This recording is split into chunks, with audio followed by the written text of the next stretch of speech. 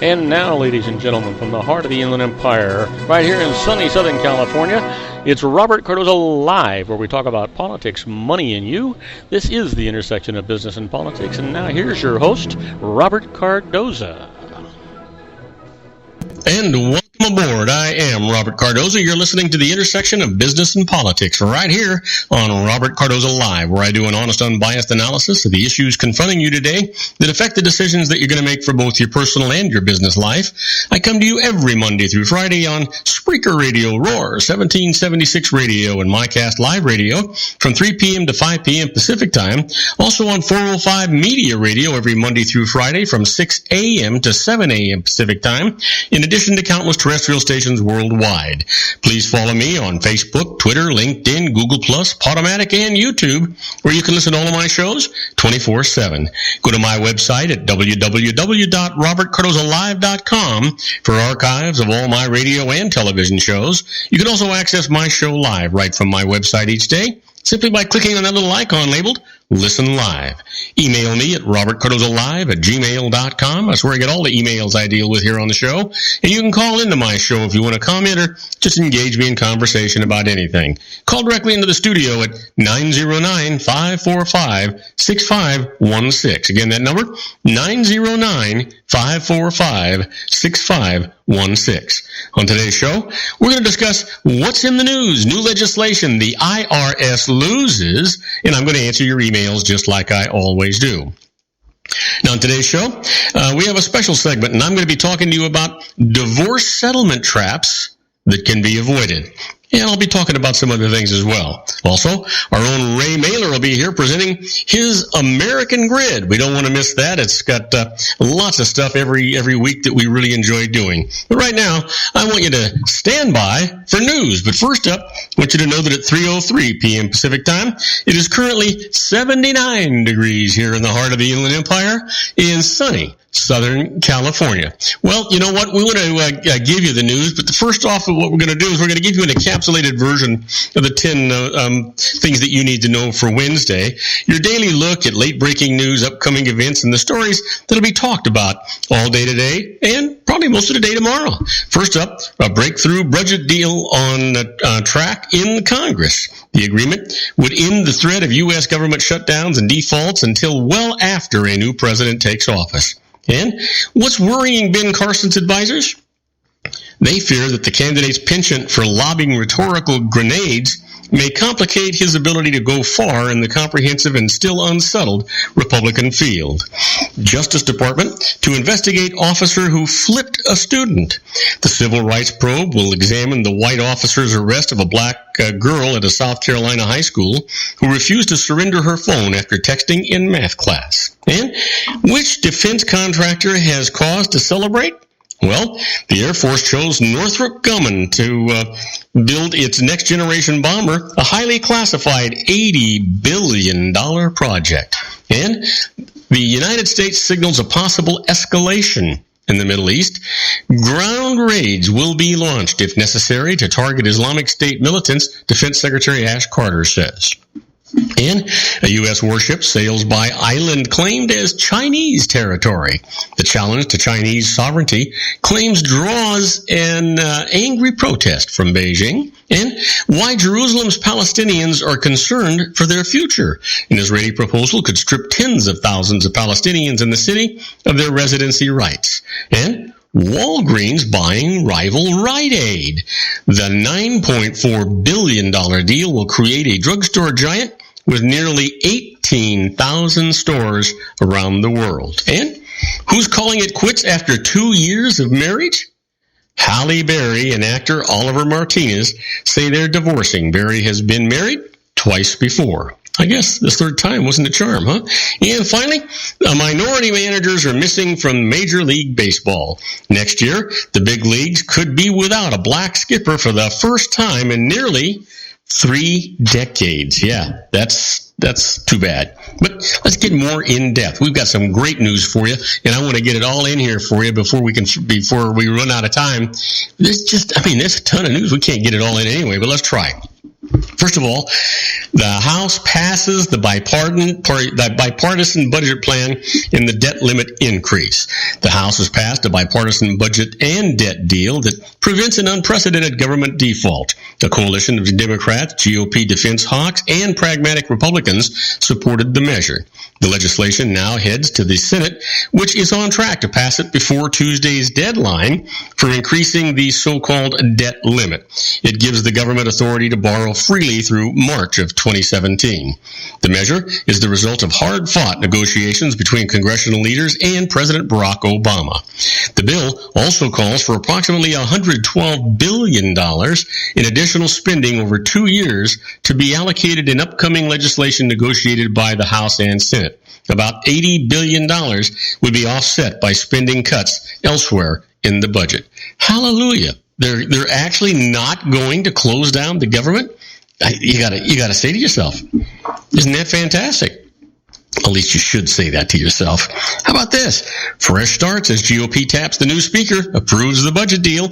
House Republicans embraced a new leader today and swiftly consented to a major budget and debt deal to avert a federal financial crisis. Highlights of the day of dramatic fresh starts at the Capitol after years of division and disarray. Wisconsin Representative Paul Ryan, the 2012 GOP vice presidential candidate and a telegenic spokesman for conservative priorities, was nominated by his colleagues in a secret ballot election to serve as Speaker of the House, second in line to the presidency. The full House will confirm that choice on Thursday. This begins a new day in the House of Representatives. Ryan, 45 years old, said after the vote, "We are turning the page." Well, we'll see. Let's hope so. We certainly need to turn something. And Iowa surge puts Carson in the spotlight in the Republican debate. Ben Carson enters Wednesday night's third GOP presidential debate with a surge of momentum, ensuring the soft-spoken retired neurosurgeon will face highlighted attention from rivals in need of a breakout moment 3 months before primary voting begins. Carson, a low-key presence in the first two debates, could face a barrage of criticism from the 9 other candidates on stage. Since Donald Trump fell behind him in Iowa polls, Trump has been aggressively jabbing his rival for his speaking style and raising questions about his Seventh-day Adventist faith. "We'll see how Ben holds up to the scrutiny," Trump said just yesterday on MSNBC. Now, do not go away. We've got to take a short commercial break. When we come back, I want to talk about an AP poll. Americans are still feeling the economic gloom. I'll tell you all about that right after these brief messages. Do not go away. If you want to increase your client base and sales, then consider this, the Relationship Building Network at RBN. Given the current economic conditions and challenges, we all need to work smarter, make smarter decisions, invest our hard-earned dollars where it'll yield the best return for our investment. Many business professionals claim that the most effective networking group in Orange County is RBN. No other networking group or organization can offer what RBN offers. Make every year your best year. Join RBN and start reaping the benefits today. You know, nearly 3,000 businesses have joined RBN and experienced those benefits. Why join RBN? It's one group. It's one membership. It's no renewals. It's all through Orange County. RBN is a freestyle networking group. No mandatory attendance, no restrictions, no rules, and no penalties. Call them at 949-830-5776 or go to their website at rbninfo.com. That's 949-830-5776. If you've ever dreamed of having your own business to make your life secure, you know Water's Edge Wineries might be just the ticket. In 2004, their founder, Ken Leinberger, created the first winery franchise in California. It was a new concept with all of the functionality of a traditional winery, but without the vineyards. They purchased high-quality grape must from one of the largest winemaking companies in the world. Then they craft each wine carefully and bottle it right at their location. The winery was built to satisfy consumer demand for wine by the bottle and by the glass, but still kept the element of allowing customers to bottle their own custom vintage. Now, they're opening urban wineries across the United States under the brand Water's Edge Wineries. If you've ever dreamed of owning your own winery, it may be in reach right now through Water's Edge Wineries. Just give them a call at 909-468-9463, extension 700. That's Water's Edge Wineries, 909-468-9463. Have you ever found yourself caught between a rock and a hard place? The law offices of Blomberg, Benson, and Garrett might be just the answer for you.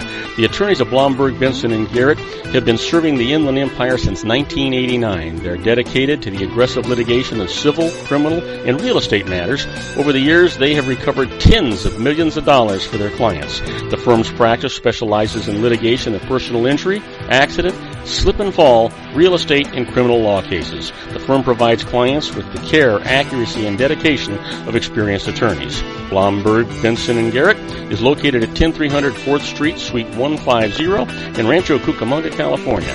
They've been providing the Inland Empire residents with outstanding legal services for over 25 years. They look forward to providing you with aggressive legal representation. Call them at 909-945-5000, where you can talk to a person, not a machine.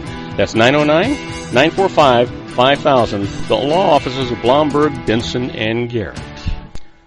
And now let's get back to our show where we talk about politics, money, and you. And I am Robert Cardoza. You're listening to Robert Cardoza live on the street at the intersection of business and politics. And as I told you, there's a day AP poll out, and it says that Americans are still feeling the economic gloom. Americans are more likely than they were a year ago to have positive views of the nation's economy, but they're still feeling more pessimism than optimism, according to a new Associated Press poll conducted ahead of CNBC's GOP primary debate today. The candidates will attempt to impress Republicans in particular, who the polls find feel much gloomier about the economy than the Democrats. Here are some things to know about options on the economy, or opinions, I should say, on the economy from the latest AP poll. Still feeling gloomy? Well, a majority of Americans, 54%, say the nation's economy is poor, and new poll shows, the new poll shows, I should say anyway, just 45% call it good. Still, views of the economy are slightly rosier than they were over the summer, when a July AP poll found that 41% of Americans described the economy as good and more positive than they were a year ago, when just 38% said so. Half of men, but just 4 in 10 women, that's 40%, describe the economy as good. Americans are even less likely to see the nation heading in a positive direction overall. Just 36% think the country's heading in the right direction, while 63% think it's headed in the wrong direction. More than 8 in 10 Americans, that's 80% in the new poll, describe the economy as an extremely or very important issue, down slightly from the July. Still, the economy rates higher in importance than any other issue in the poll. Well, the GOP is especially unhappy. The candidates will aim their messages at the Republican Party that has a particularly negative view of the economy. While 65% of Democrats describe the economy as good, just 29% of Republicans say the same. 7 in 10 Republicans say the economy is poor, including more than 8 in 10 GOP supporters of the Tea Party. That would be 80% of them. 85% of Republicans say the country is headed in the wrong directions. Independents, too, are unhappy with the economy, with 33% seeing it as good and 62% seeing it as poor. Not seeing it important? Well, few Americans, just 17%, think the economy has improved over the past month, while 21% think it has gotten worse, and the bulk, 60%, think it stayed about the same. Most Americans don't expect to see improvement in either the nation's economy or their own financial situations in the next year either. Wow. Not good news, right? I wonder if having that defeated attitude sometimes creates the problem. You might think so. Yeah. Well, how about this? Here's the latest. Greek minister expresses sorrow about sea deaths, I would think. The latest in the odyssey of hundreds of thousands of people trekking across Europe in search of a new life. All times we're talking about here, I'm not even going to give you the times. I'm going to skip them. Greece's merchant marine minister has expressed sorrow about the most recent deaths in the Aegean Sea, calling for more coherent European Union policies to stop migrants risking their lives by paying smuggling gangs to ferry them to Greece in unseaworthy crafts. You know what? Theodoros Dristas says the Coast Guard's admirable constant struggle to rescue refugees at sea is unfortunately tending of late to turn into a constant and agonizing operation to locate and recover drowned refugees. He says Europe's priority should be to safely relocate refugees from their countries of origin and transit to European Union members. At least 11 people, including many children, died in 5 separate incidents in the eastern Aegean Sea Wednesday, as thousands of people continued to head to the Greek islands in frail boats from Turkey. Well, you know what? It just seems to me that, I've said it before. There's just no good news. Sheriff fires the deputy for tossing the teen across the classroom. You heard me talk about this yesterday. A deputy who flipped a disruptive student out of her desk and tossed her across her math class floor was fired today. The sheriff called his actions unacceptable and said videos recorded by her classmates show the girl posed no danger to anyone. What he should have done is throw the student, Richard County Sheriff Leon Lott said. I couldn't have got that right. What he should not have done was to throw the student. Police officers make mistakes too. They're human and they need to be held accountable. And that's what we've done with Deputy Ben Fields. Civil rights groups praise the swift action against Fields, a veteran school resource officer and football coach at Spring Valley High School. Outrage spread quickly after videos of the white officer arresting the black teenager on Monday appeared on the internet.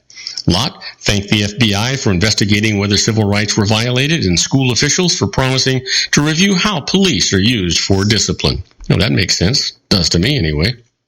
How about this?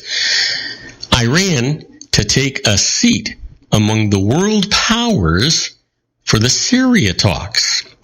Iran will take part in international talks on Syria for the first time this week, giving a voice in the effort to find a resolution to the more than 4-year-old civil war that has so far defied even the slightest progress toward peace.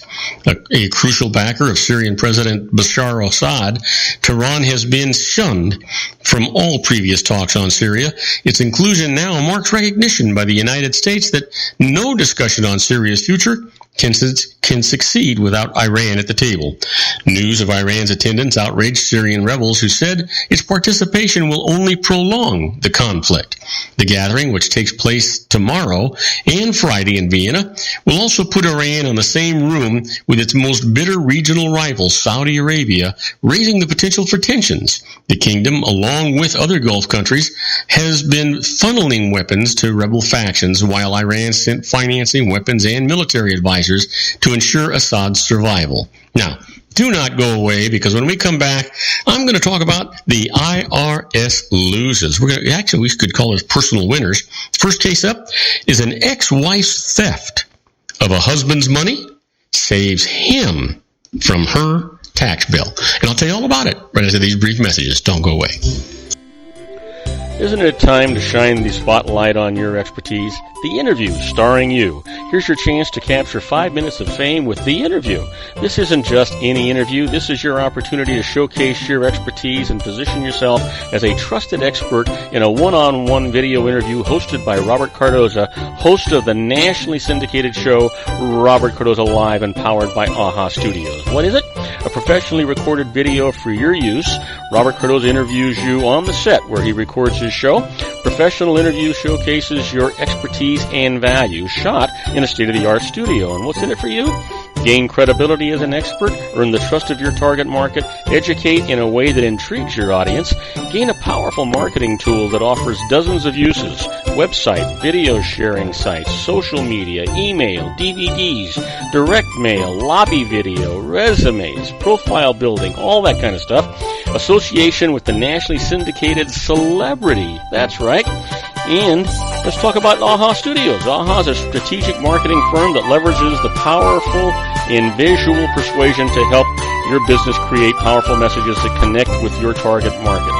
AHA ventures way beyond strategy, delivering the marketing collateral you need to start driving a new business through your doors. AHA has a full-service, in-house, state-of-the-art production studio to bring your messages to life using video. Discover how to make The Interview work for you. Call 949-831-2222. That's 949-831-2222. Aho Image Studios, Incorporated.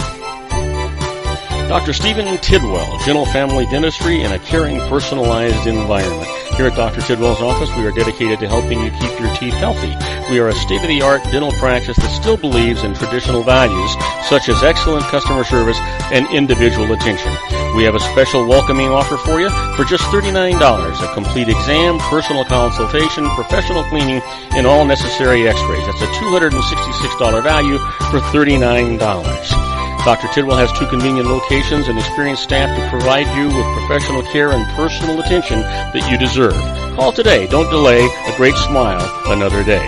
Call 909-944-7308. That's 909-944-7308 for Rancho Cucamonga or San Bernardino. Joel Saltzman is Dr. Wireless. He has turned his considerable expertise into consumer credit risk and wireless security into a highly specialized independent web-based consulting enterprise targeting consumer credit risk analysis and wireless transactional security and monitoring.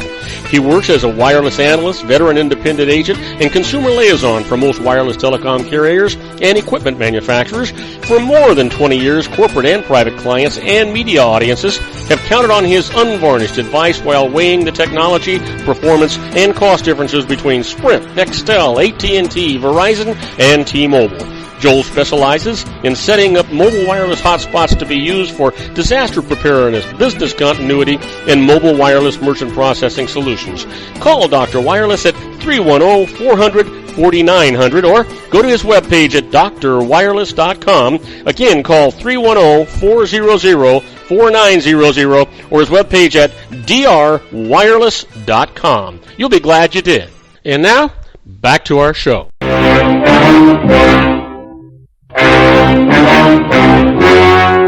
The story you are about to see is true. The names have been changed to protect the innocent.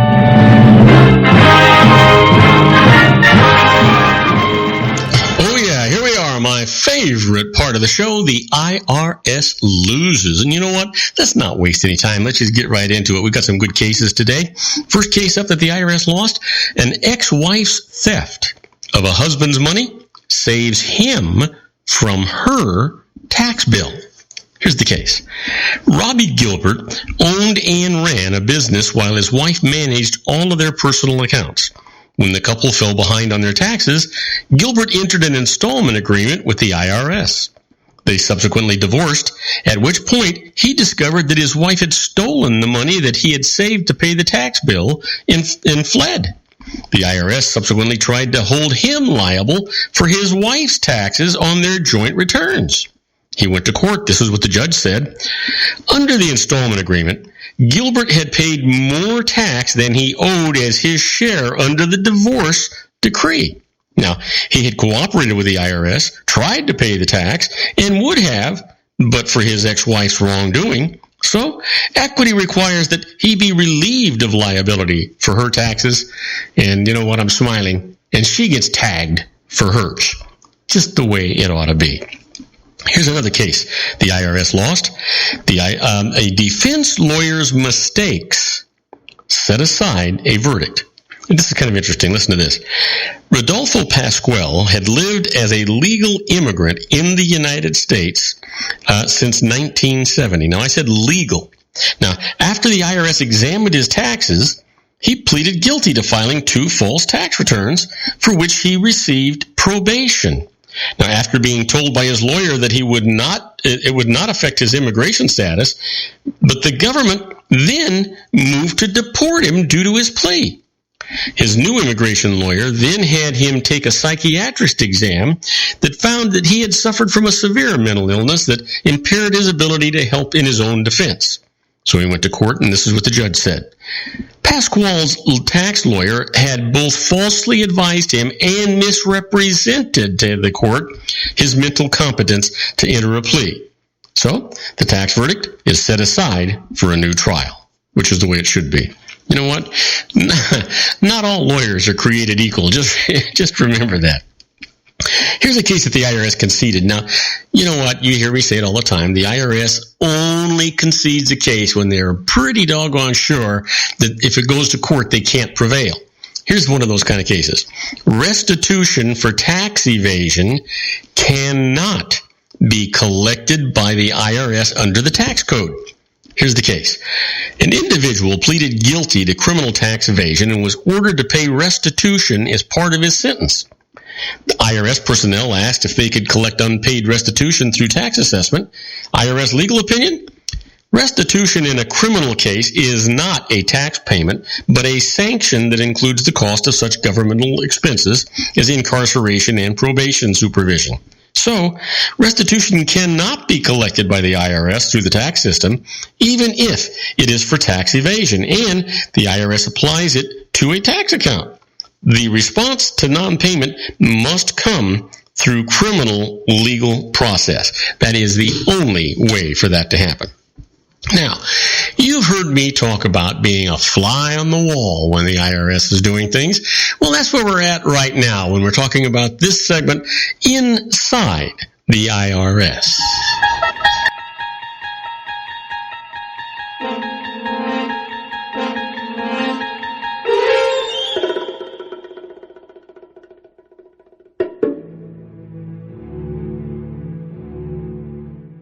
Oh, yeah. Now, let's get to this first case. In this particular case, you need to be careful before deducting entrance fees and monthly maintenance fees paid to a continuing care retirement community. And we're going to call it CCRC to make this a little bit easier, okay? Now, CCRCs generally provide qualified long-term care services for which a medical deduction may be available. Now, here's the problem. In their effort to sell apartment units, sponsors of some CCRCs overestimate the portion of these fees that are tax deductible. That's the portion used to provide medical services. So you've got to be careful. If the IRS audits you, it's going to require that you prove with independent evidence that the amount deducted is correct. And that's not so easy.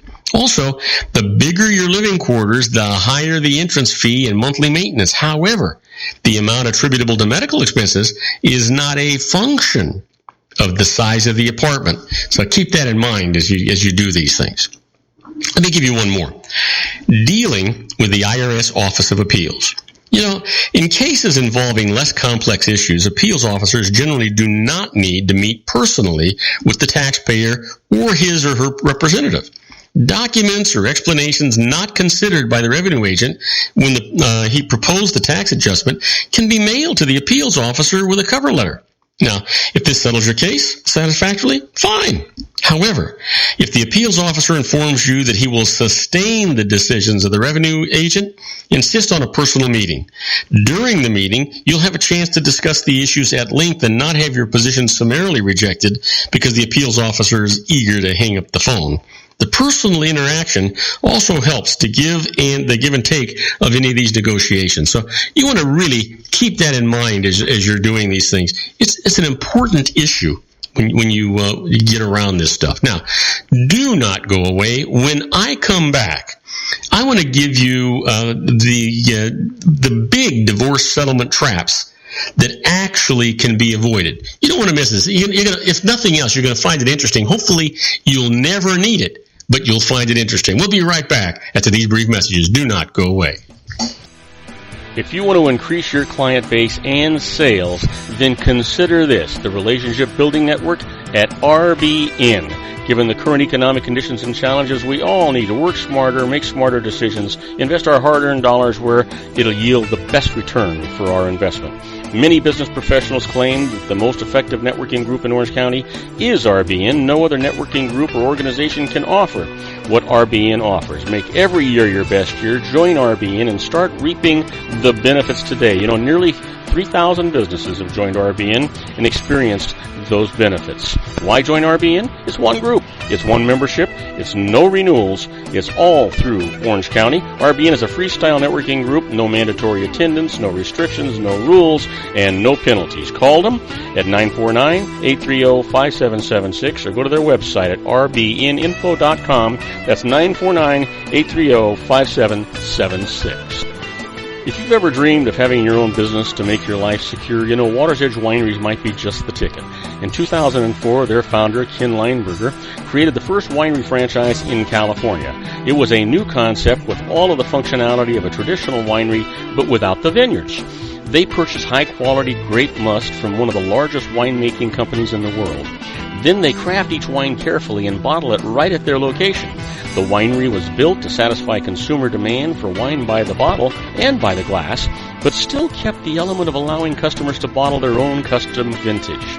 Now, they're opening urban wineries across the United States under the brand Water's Edge Wineries. If you've ever dreamed of owning your own winery, it may be in reach right now through Water's Edge Wineries. Just give them a call at 909-468-9463, extension 700. That's Water's Edge Wineries, 909-468-9463. Have you ever found yourself caught between a rock and a hard place? The law offices of Blomberg, Benson, and Garrett might be just the answer for you.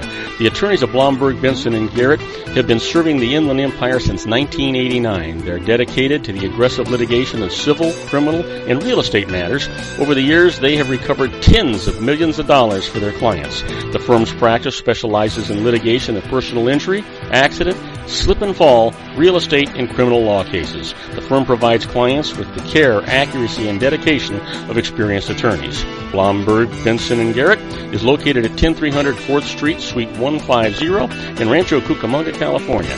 They've been providing the Inland Empire residents with outstanding legal services for over 25 years. They look forward to providing you with aggressive legal representation. Call them at 909-945-5000, where you can talk to a person, not a machine. That's 909-945-5000, the law offices of Blomberg, Benson, and Garrett.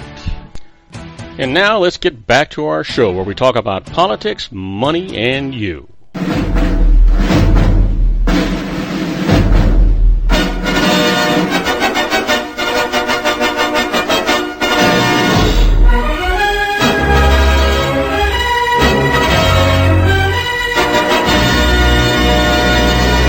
And I am Robert Cardoza. You're listening to Robert Cardoza Live on the street at the intersection of business and politics. You know what?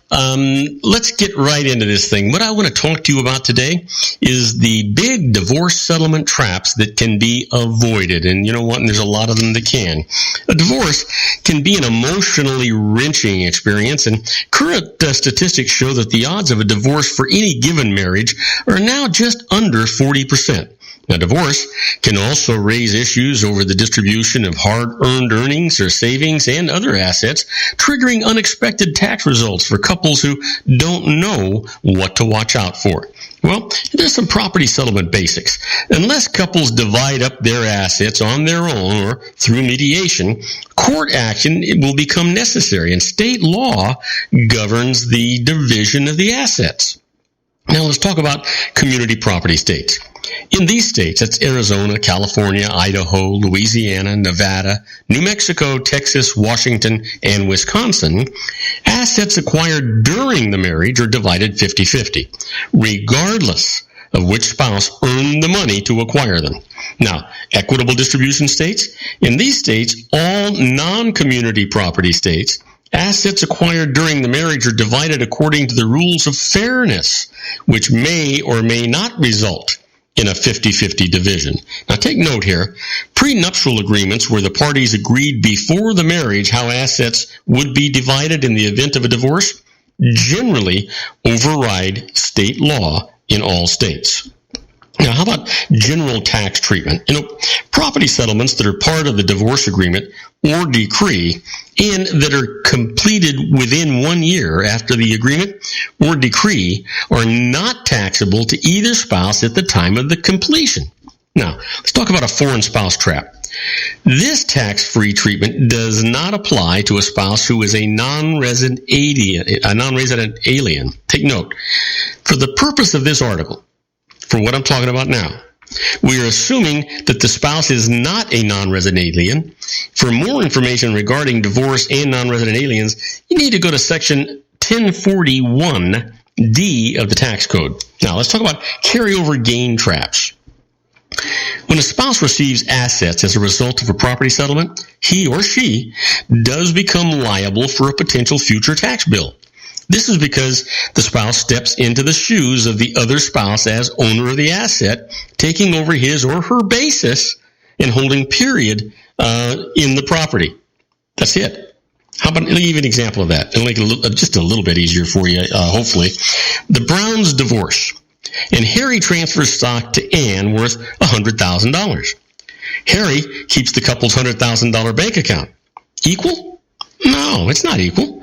Harry paid only $10,000 for the stock years ago, so when Ann sells it, she'll have to report a $90,000 capital gain, and even at 15% capital gains rates, it means that her $100,000 really is only worth $85,500. Or $86,500. I got to do my math right. Now, that's $100,000 minus $13,500, the capital gains tax. Now, with additional tax cost for state income taxes on top of that. Meanwhile, typically, after the couple's children are out of school, the home sale exclusion of $250,000 for a single parent may not be sufficient to shield all of the gain from the sale. Here's another problem. Often, the spouse who obtains full title and stays in the home does not have enough income to qualify for the new mortgage. So the solution? Consider retaining joint ownership to the home so that each spouse will be eligible for the $250,000 exclusion when the home is actually sold. Now, under a special tax rule, the spouse who does not live in the home is treated as using it as a main home in this situation. So, the $250,000 exclusion can be maintained for that non-resident person. Let's talk about investment property. You know what? When there's a sizable joint holding, such as a rental building, it may be difficult for a spouse retaining the property to come up with comparable liquid assets to pay the other spouse. There's a solution for it. Use a property settlement note that requires the spouse to keep the property to pay installments on interest and principal to the spouse who gave it up. Now, rental income from the property can be used to satisfy the note. Be sure to secure the note with a deed of trust on the property itself or on other unrelated property so that the spouse who's being paid for his or her share is actually protected. How about this? Work-related benefits. You know, assets acquired through employment or company ownership can be substantial and must be handled properly. Qualified retirement plan benefits. Funds in a 401k or other company plan may be given in whole or in part to a spouse during a divorce.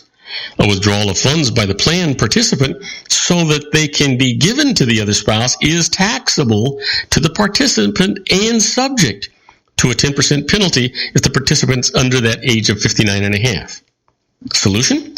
To avoid immediate tax on both parties, a transfer should only be made pursuant to a qualified domestic relations order. They call it a quadro. Now, this involves written instructions from a court directing the retirement plan administrator to transfer funds to an alternative payee, namely the former spouse. Now, the quadro must specify the amount to be transferred, stated in dollars or a percentage of the account. The alternate payee can avoid tax by rolling the funds over into an IRA, but the distribution is taxable if the funds are not rolled over, for example, if they are not used as a down payment in a home. Now, here's a strategy. The 10% penalty is waived for distributions from qualified retirement plans, not IRAs, incident to a divorce.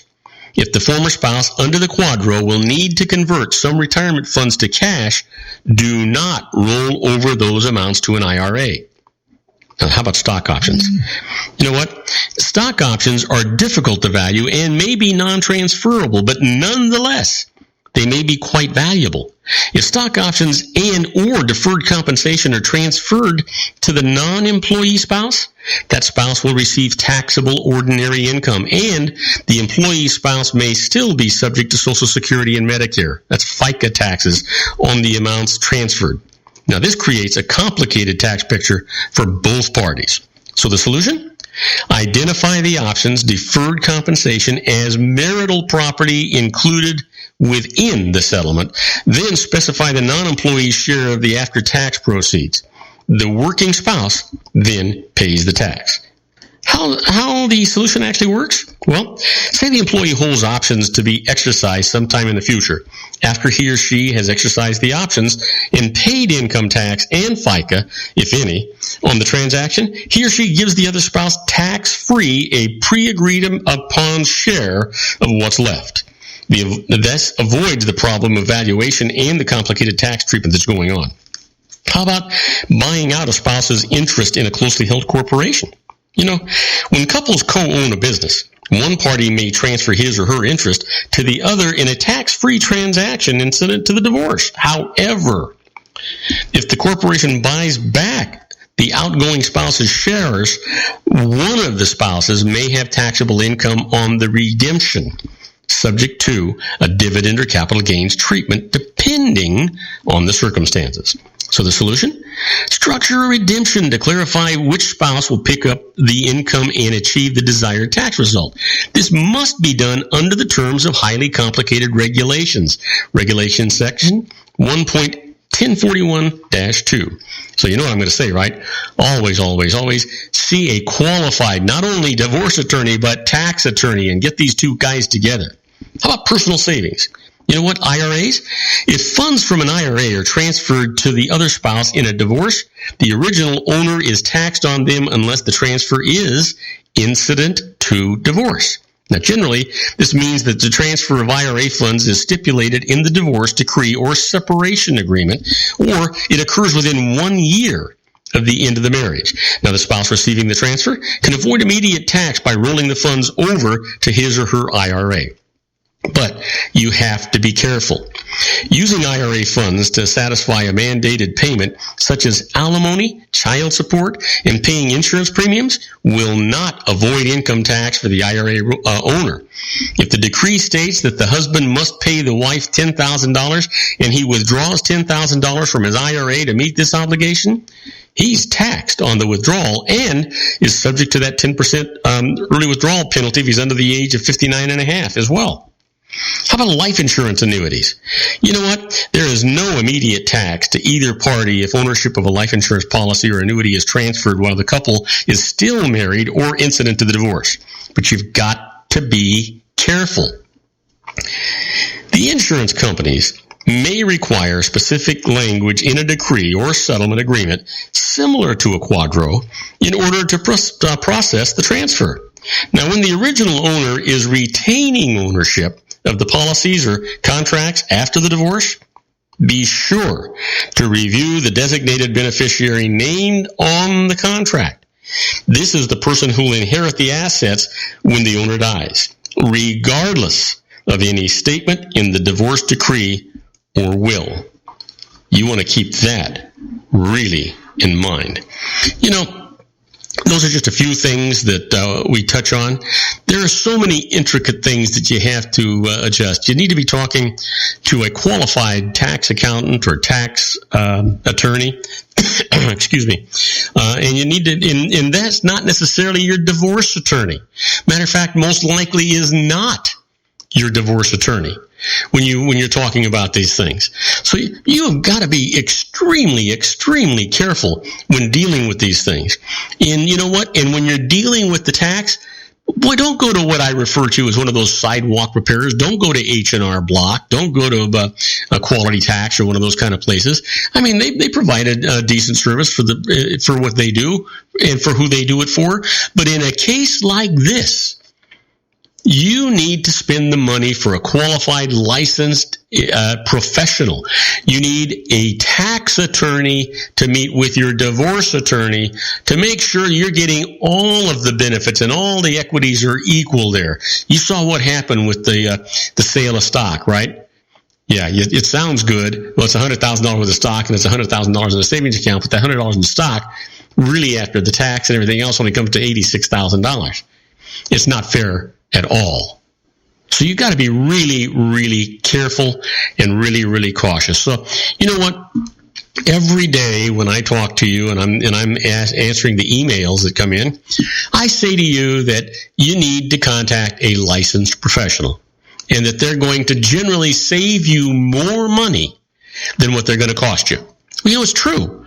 And I tell you, they're going to give you peace of mind and allow you to sleep at night.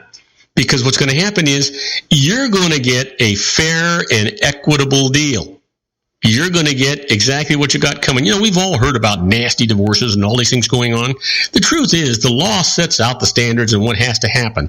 The nastiness is with when they get detectives involved and you get these private investigators involved and everybody's lying to each other. But if you're not lying and you're giving the truth and providing all the honest information, the law is going to make sure that it all comes down equal, in even Steven. But you know what? Even the judge is not a tax expert. So when you go in, if you haven't had a tax expert look at this, you're hitting for a bruising. You're what they say, cruising for a bruising. That's exactly what's going to happen. You need to go to a professional. That's not the time to be a penny pincher. You know what? It's the time to be fair. It's the time to be equitable, and it's not the time to be at war. It's the time to be looking for peace and solutions. Now, do not go away. Because when I come back, I have another subject I want to talk to you about. And that is how to beat one of the toughest penalties in the tax code. Yeah, and preserve your retirement funds at the same time. Now, do not go away. I'll be right back after these brief messages. Isn't it time to shine the spotlight on your expertise? The Interview, starring you. Here's your chance to capture 5 minutes of fame with The Interview. This isn't just any interview. This is your opportunity to showcase your expertise and position yourself as a trusted expert in a one-on-one video interview hosted by Robert Cardoza, host of the nationally syndicated show Robert Cardoza Live and powered by AHA Studios. What is it? A professionally recorded video for your use. Robert Cardoza interviews you on the set where he records his show. Professional interview showcases your expertise and value, shot in a state-of-the-art studio. And what's in it for you? Gain credibility as an expert, earn the trust of your target market, educate in a way that intrigues your audience, gain a powerful marketing tool that offers dozens of uses, website, video sharing sites, social media, email, DVDs, direct mail, lobby video, resumes, profile building, all that kind of stuff. Association with the nationally syndicated celebrity. That's right. And let's talk about AHA Studios. AHA is a strategic marketing firm that leverages the powerful and visual persuasion to help your business create powerful messages that connect with your target market. AHA ventures way beyond strategy, delivering the marketing collateral you need to start driving a new business through your doors. AHA has a full-service, in-house, state-of-the-art production studio to bring your messages to life using video. Discover how to make The Interview work for you. Call 949-831-2222. That's 949-831-2222. AHA Image Studios, Incorporated. Dr. Stephen Tidwell, Gentle Family Dentistry in a caring, personalized environment. Here at Dr. Tidwell's office, we are dedicated to helping you keep your teeth healthy. We are a state-of-the-art dental practice that still believes in traditional values, such as excellent customer service and individual attention. We have a special welcoming offer for you for just $39, a complete exam, personal consultation, professional cleaning, and all necessary x-rays. That's a $266 value for $39. Dr. Tidwell has 2 convenient locations and experienced staff to provide you with professional care and personal attention that you deserve. Call today. Don't delay. A great smile another day. Call 909-944-7308. That's 909-944-7308 for Rancho Cucamonga or San Bernardino. Joel Saltzman is Dr. Wireless. He has turned his considerable expertise into consumer credit risk and wireless security into a highly specialized independent web-based consulting enterprise targeting consumer credit risk analysis and wireless transactional security and monitoring. He works as a wireless analyst, veteran independent agent, and consumer liaison for most wireless telecom carriers and equipment manufacturers. For more than 20 years, corporate and private clients and media audiences have counted on his unvarnished advice while weighing the technology, performance, and cost differences between Sprint, Nextel, AT&T, Verizon, and T-Mobile. Joel specializes in setting up mobile wireless hotspots to be used for disaster preparedness, business continuity, and mobile wireless merchant processing solutions. Call Dr. Wireless at 310-400-4900 or go to his webpage at drwireless.com. Again, call 310-400-4900 or his webpage at drwireless.com. You'll be glad you did. And now, back to our show. And I am Robert Cardoza. You're listening to Robert Cardoza Live on the street at the intersection of business and politics. You know, in the last segment, I was talking to you about the big divorce settlement traps that could be avoided. And I did finish that, but you know, I thought I should deal just a little bit more before I get into the toughest penalties in the tax code. I want to talk to you about what you should be thinking about beyond the property settlement. And I think that's important too. You know, anyone who is going through a divorce should work closely with a knowledgeable tax advisor to ensure that the proposed property division does not create unintended tax results. Also, keep all relevant records for tax purposes. For example, brokerage statements, knowing the basis of securities. Check availability of COBRA health coverage so that a non-employee spouse, assuming that spouse has no other health coverage, can continue to receive health benefits for up to 36 months, the period fixed by law for divorce, through the other spouse's employer's plan. Now, COBRA is mandated by law for employers with 20 or more employees. And settle up any estimated joint tax payments made prior to divorce. Couples can agree to apportion the payments any way that they want, regardless of who wrote the check or who earned the income. If they can't agree, payment must be apportioned on the basis of the respective tax shown on separate returns for the year. And then finally, consider filing separate returns during the course of a divorce proceeding. Couples generally remain jointly and severally liable for taxes on a joint return. A separate filing avoids this liability and the need to submit and prove an innocent spouse claim to escape liability. So I just wanted to add those things to what I was saying because I felt like I left it a little loose. And so that kind of ties it up and makes it, puts it exactly where I want it to be. Now, let's talk about this. How to beat one of the toughest penalties in the tax code and preserve your retirement funds. And I think that's a goal for all of us, right?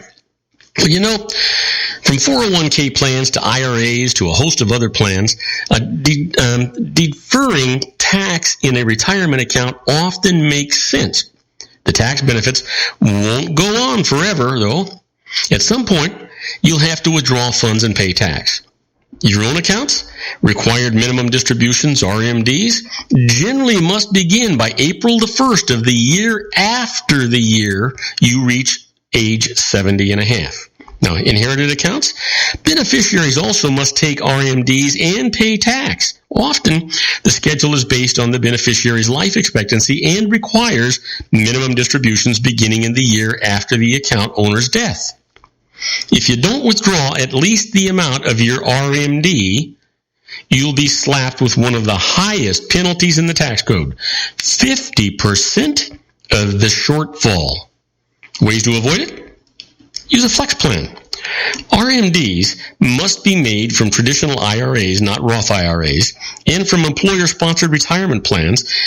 For employer plans, RMDs can be deferred as long as you keep working, if you own less than 5% of the company, as long as the plan allows it. Here's a trap. RMDs apply to all of your retirement accounts, which may be scattered. An example? Let's just say you have a $400,000 IRA with a mutual fund company and 3 other IRAs totaling $50,000 with 3 different banks. Your RMD for the year is based on $450,000. If you take an RMD based only on $400,000, you'll owe a 50% penalty on the RMD based on the difference. That hurts. That's $25,000, folks. How about a flex plan? Say your RMD for the year is $18,000. That $18,000 may come from just one of your IRAs or from more than one account. As long as you withdraw the correct amount, the government doesn't care which of your accounts, subject to the RMD that you tap. Note, this only applies to IRAs. RMDs from qualified plans must be figured separately for each plan.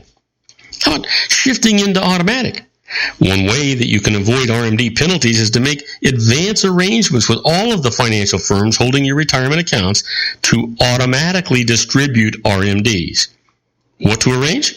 Every month or every quarter, money can be transferred from each IRA directly to your bank account or money market fund.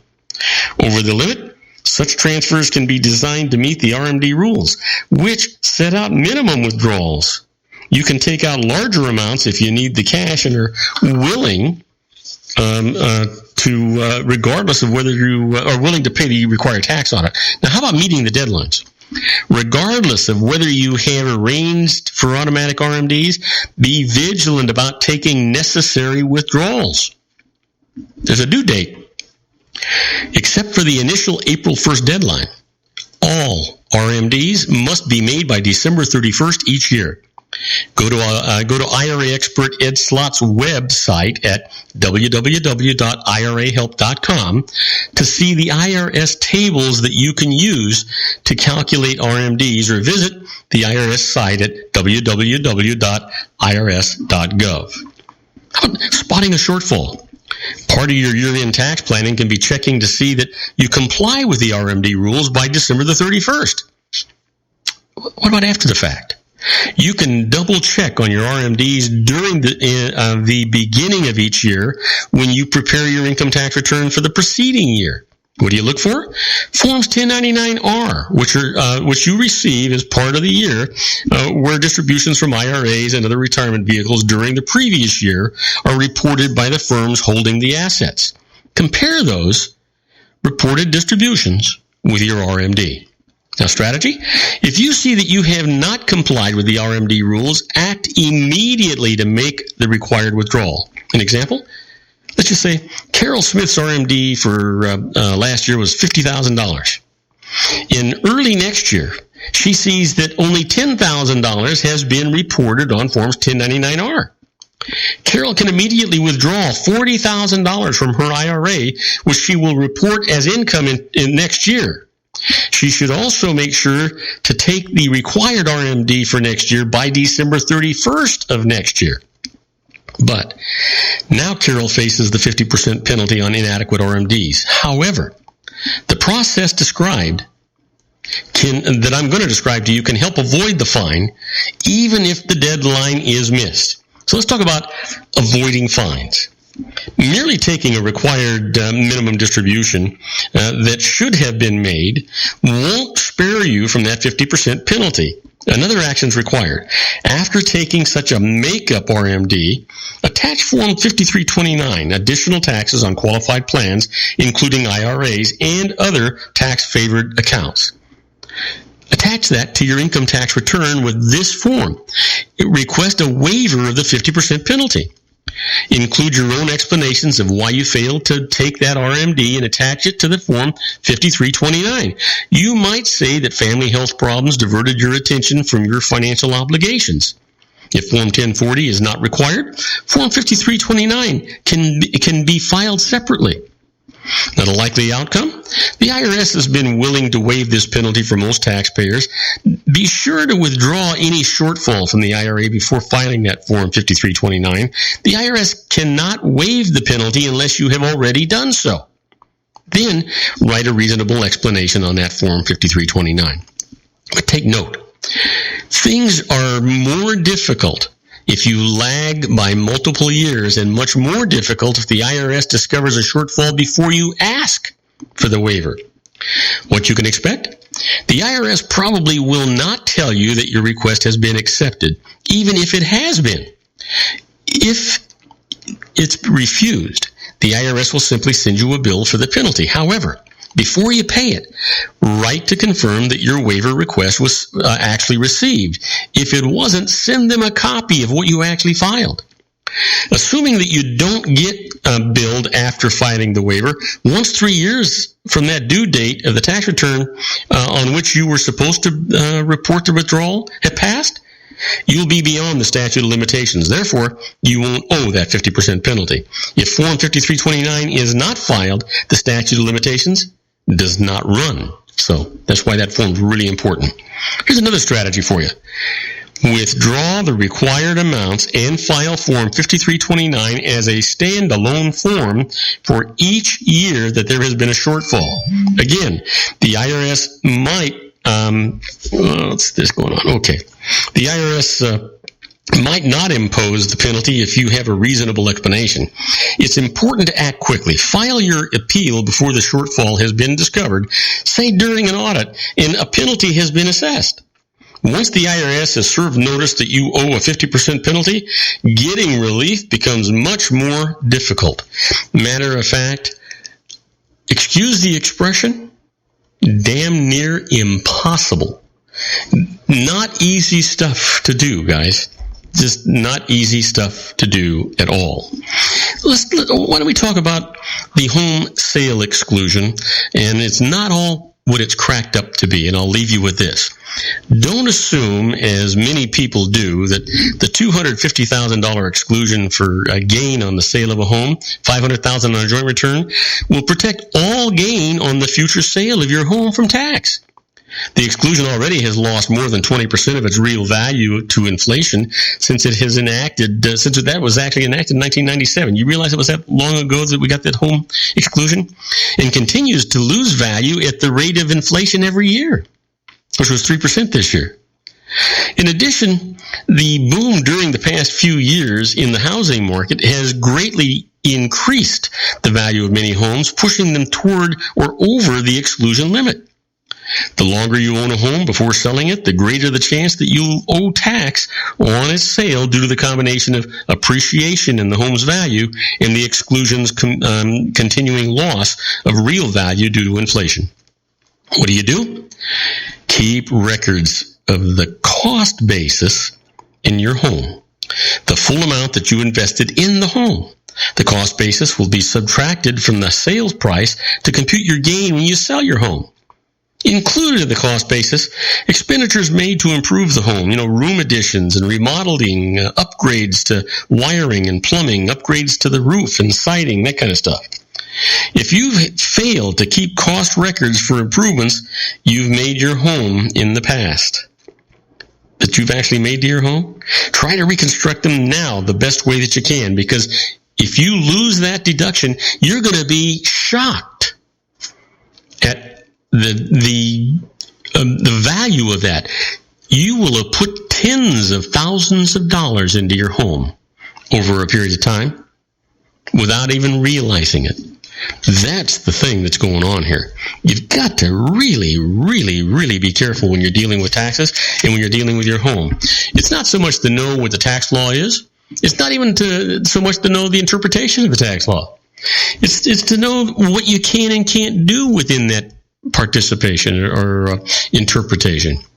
When you start thinking about the maintenance of your home and the carpets being replaced and the lighting being replaced and wiring being replaced and plumbing being replaced and all of those things that are going on, the new patio deck that you built, the new barbecue you put in, the covers you put in, the pool you put in, all of that. How about the landscaping? It's huge. All of that adds to the cost basis of your home. Now, do not go away. When we come back, we'll be talking to our own Ray Mailer with his American Grid, and I'll tell you all about Ray and what he's talking about as soon as we return. Don't go away. If you want to increase your client base and sales, then consider this, the Relationship Building Network at RBN. Given the current economic conditions and challenges, we all need to work smarter, make smarter decisions, invest our hard-earned dollars where it'll yield the best return for our investment.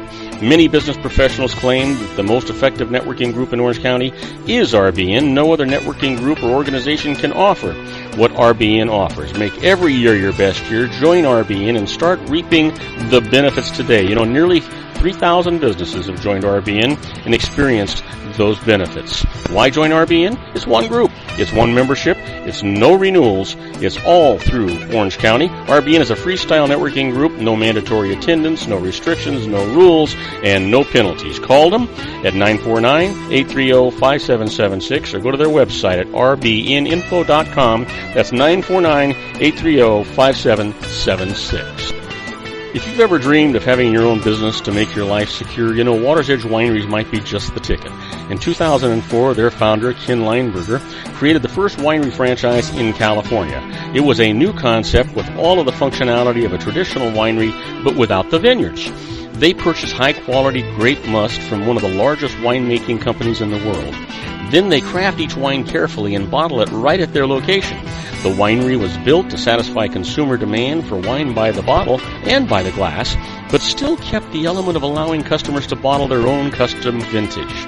Now, they're opening urban wineries across the United States under the brand Water's Edge Wineries. If you've ever dreamed of owning your own winery, it may be in reach right now from Water's Edge Wineries. Just give them a call at 909-468-9463, extension 700. That's Water's Edge Wineries, 909-468-9463.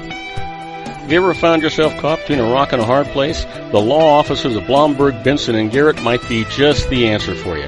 The attorneys of Blomberg, Benson, and Garrett have been serving the Inland Empire since 1989. They're dedicated to the aggressive litigation of civil, criminal, and real estate matters. Over the years, they have recovered tens of millions of dollars for their clients. The firm's practice specializes in litigation of personal injury, accident, slip and fall, real estate, and criminal law cases. The firm provides clients with the care, accuracy, and dedication of experienced attorneys. Blomberg, Benson, and Garrett is located at 10300 4th Street, Suite 150 in Rancho Cucamonga, California. They've been providing the Inland Empire residents with outstanding legal services for over 25 years. They look forward to providing you with aggressive legal representation. Call them at 909-945-5000, where you can talk to a person, not a machine. That's 909-945-5000, the law offices of Blomberg, Benson, and Garrett. And now let's get back to our show where we talk about politics, money, and you. And I am Robert Cardoza. You're listening to Robert Cardoza live on the street at the intersection of business and politics. We're at 4:07 p.m. Pacific time. Currently 79 degrees here in the heart of the Inland Empire in sunny Southern California. Well, my good buddy Ray Mailer is waiting in the wings to tell us all about his American grid. So let's get his intro in here and get him in here too. Bye, Miss American Pie. Drove my Chevy to the levee, but the levee was dry. Them good old boys were drinking whiskey and rye and singing, this'll be the day that I die. And now, from the National Archives of Public Planning, located in the basement of his Long Beach Reference Library, the unappreciated but widely acknowledged expert on past, present, and future infrastructure planning, let's welcome Mr. Ray Mailer and his American Grid.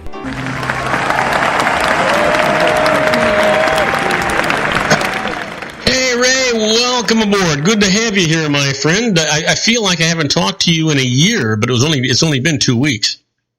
That's right. Yeah, it's only been 2 weeks, and it seems like it's been a long time for me too.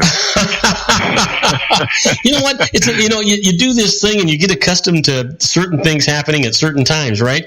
And you don't pay any attention to it. You know. Yeah, exactly. You just get used to talking to a good friend, your weekly phone call, and telling about everything that's going on out in the world of infrastructure. Well, I think that it's really interesting because you and I have this friendship phone call, this dialogue once a week for about a half an hour. It's just you and I talking to each other, and there are a few million eavesdroppers, but other than that, it's just you and I having a private phone conversation. That's right. It's just a private conversation with 3 millionaires. Matter of fact, and I can't talk too much about it, we're actually adding a new station next Wednesday that you'll be a part of it, and that station offers us up to an additional 1 million people. So we'll talk more about that probably early next week. Wow, that sounds really exciting. That is great, Bob. Yeah, so that is exciting. So I would ask you what you were doing, but I don't know if it's a secret or if you can talk about it. But I do know that today you want to talk about the gold line that's going to open up soon, and you're going to tell me something I already know, that water bills are going to increase. You know, mine. Mm-hmm. I'm already having troubles with mine. Isn't it bad enough that I'm letting my backyard die? Now my water bill is going to increase again. Yeah, that's exactly the case, and I imagine there are a few people. This affects people who live in Los Angeles. Well, then I don't give a damn.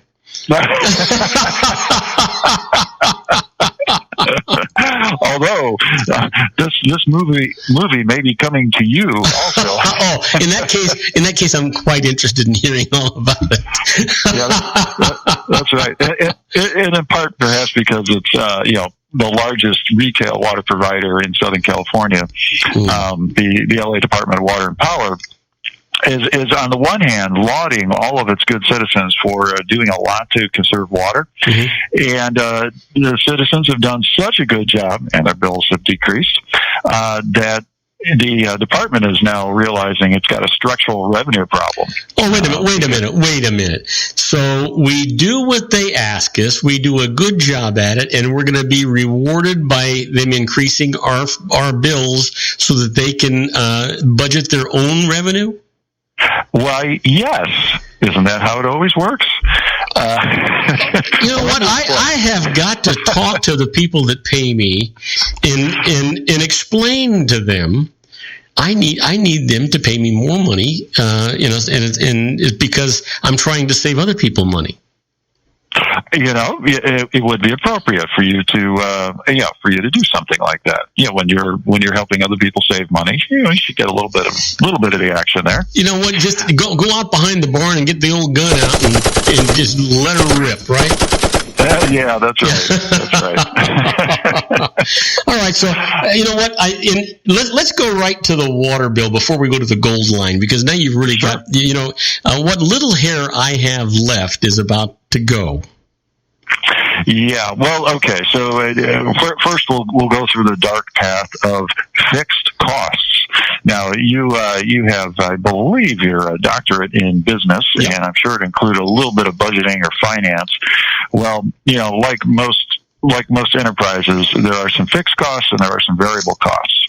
And the typical person's bill includes a variable cost for how much water it uses and a certain fixed cost to pay for the infrastructure, things like all those underground pipes that deliver the water. No, hang on a second. I want to interject something here.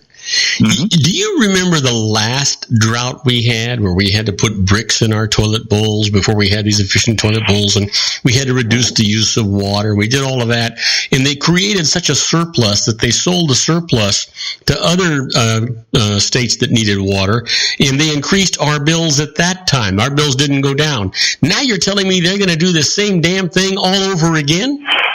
Well, apparently, and this may be one of the disadvantages of being a state that has a lot of foreign and domestic immigration, because the collective state memory isn't so long. You mentioned bricks in the toilet. That was before my time. Oh. I arrived during the time of the ill-fated low-flow toilets, which, as soon as there was enough water, we promptly removed all that low-flow stuff to avoid problems associated with low-flow toilets. You mean floating logs and stuff like that? Yeah. Dinner time's coming soon, so I thought I'd spare the listeners.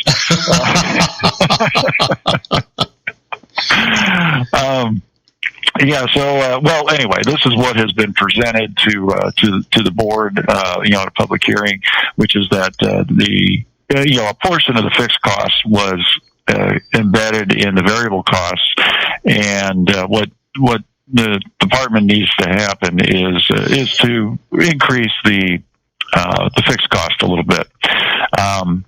In the end, the residents are still going to come out ahead. The average customer, as a result of their savings or reduction in use of water, saved almost $3.30 a month on average. You know I have a degree in finance, right? And you're gonna convince me that the consumers are gonna come out ahead because they saved so much more money that this increase is still going to be less than they were spending before. That is such hogwash. Yeah. Well, Lucille Ball made that famous. And my wife used to use that on me in the early days of our marriage, but lacking a. Well, speaking of that, and I know we're going off on a tangent, but we got time. Here's the deal: my wife used to scare the hell out of me because she'd walk in the door and she'd have all these bags in her hands, and she'd say, "Honey, I saved you so much money today because everything I bought was on sale." Yeah. And that's what you're about. That's about what you're about to give me on this water increase. Yeah, exactly. So, if you because of your conservation efforts, you save $3.30 on each month on your water bill. I didn't save anything. My backyard died. Oh, surely. You didn't save anything in your capital investment, but you saved on your operating costs. Yeah. And ordinarily, we'd say that was penny wise and pound foolish. Well, yeah, because if we amortize that out, I got a lot of years to go. Indeed. And I haven't gotten through one, and they're already going to give me an increase. You don't really think I'm going to make this easy for you, do you? No, I don't. I didn't think you would. Besides which, I have a sneaking suspicion you're really on my side of this game anyway. Oh, indeed. I think the utilities should be very upfront about what are the fixed costs and what are the variable costs, so that I know, just for the privilege of having connection to a water supply, you're going to charge me, I don't know, $12 a month. That's what it's going to cost before I even take one drop of water. I get it. You got pipes all over the place. You got people who got to pay to maintain the pipes. I got it. That's a fixed cost. Those are the pipes that are exploding in the middle of the street that pour millions of gallons of water out now that we wind up paying for? Yes, exactly. They did a good job of maintenance, didn't they? Yeah. Well, everybody does the best they can to keep it. But you know what? This is one of those days, Ray, that instead of sitting in that nice air-conditioned office in Los Angeles where you're at, I wish you were sitting across from me in the studio with a headset and a microphone so we could look at each other as we say we give this stuff out. I would love that. We should try to do that sometime.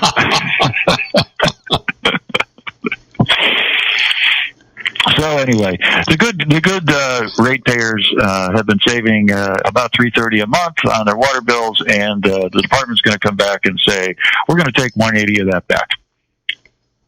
So you're still ahead of $1.50. I'm sorry. Repeat those numbers one more time. So the average customer has saved about $3.30 a month by reducing their water. But the agency needs to charge another $1.80. Okay, so here's the deal. Because we're getting ready to go on a commercial break. I saved 35% of my water usage, and the utility company is going to raise my rates by 65%? We'll talk about that when we come back from this commercial break with my good buddy. I want you to know he does not work for the water company. My good buddy Ray Mailer, and we're going to try and find some logic. And I know what logic he's headed for. The logic is we don't have a choice. It's going to happen no matter what we do. But we'll be talking to Ray right after these brief messages. Do not go away, Ray. You take a good long shower while we're on this commercial break. We'll be right back. Isn't it time to shine the spotlight on your expertise? The Interview, starring you. Here's your chance to capture 5 minutes of fame with The Interview. This isn't just any interview. This is your opportunity to showcase your expertise and position yourself as a trusted expert in a one-on-one video interview hosted by Robert Cardoza, host of the nationally syndicated show Robert Cardoza Live and powered by AHA Studios. What is it? A professionally recorded video for your use. Robert Cardoza interviews you on the set where he records his show. Professional interview showcases your expertise and value, shot in a state-of-the-art studio. And what's in it for you? Gain credibility as an expert, earn the trust of your target market, educate in a way that intrigues your audience, gain a powerful marketing tool that offers dozens of uses, website, video sharing sites, social media, email, DVDs, direct mail, lobby video, resumes, profile building, all that kind of stuff. Association with the nationally syndicated celebrity. That's right. And let's talk about AHA Studios. AHA is a strategic marketing firm that leverages the powerful and visual persuasion to help your business create powerful messages that connect with your target market. AHA ventures way beyond strategy, delivering the marketing collateral you need to start driving a new business through your doors. AHA has a full-service, in-house, state-of-the-art production studio to bring your messages to life using video. Discover how to make The Interview work for you. Call 949-831-2222. That's 949-831-2222. AHA Image Studios Incorporated. Dr. Stephen Tidwell, Gentle Family Dentistry in a caring, personalized environment. Here at Dr. Tidwell's office, we are dedicated to helping you keep your teeth healthy. We are a state-of-the-art dental practice that still believes in traditional values, such as excellent customer service and individual attention. We have a special welcoming offer for you for just $39, a complete exam, personal consultation, professional cleaning, and all necessary x-rays. That's a $266 value for $39. Dr. Tidwell has 2 convenient locations and experienced staff to provide you with professional care and personal attention that you deserve. Call today. Don't delay. A great smile another day. Call 909-944-7308. That's 909-944-7308 for Rancho Cucamonga or San Bernardino. Joel Saltzman is Dr. Wireless. He has turned his considerable expertise into consumer credit risk and wireless security into a highly specialized independent web-based consulting enterprise targeting consumer credit risk analysis and wireless transactional security and monitoring. He works as a wireless analyst, veteran independent agent, and consumer liaison for most wireless telecom carriers and equipment manufacturers. For more than 20 years, corporate and private clients and media audiences have counted on his unvarnished advice while weighing the technology, performance, and cost differences between Sprint, Nextel, AT&T, Verizon, and T-Mobile. Joel specializes in setting up mobile wireless hotspots to be used for disaster preparedness, business continuity, and mobile wireless merchant processing solutions. Call Dr. Wireless at 310-400-4900 or go to his webpage at drwireless.com. Again, call 310-400-4900 or his webpage at drwireless.com. You'll be glad you did. And now, back to our show. And I am Robert Cardoza. You're listening to Robert Cardoza Live on the Street at the intersection of business and politics. We're talking to my good friend Ray Mailer with his American Grid. And Ray, if you can't, I need to go back up a little bit. So they're taking 65% of my savings and charging it back to me as a reward for my contribution in trying to reserve or to conserve water for the state that I live in. And now we're headed for an El Nino that's going to flood us with water. We're not going to have a water problem at all, and they're going to get to keep this excuse for infrastructure cost increase. And basically, the loser is the consumer. Well, you make it sound so awful, Bob. It is, Ray. It is. I mean, well, actually, you know what? It makes me wish that I worked for the Department of Water and Power and that I got paid a commission for coming up with this pipe dream. Well, yeah. Well, actually, I should point out at least one of the items you mentioned, which is that this increase for fixed costs is intended to expire within a year. Oh, you didn't say that. Yeah. But have you ever seen an increase expire?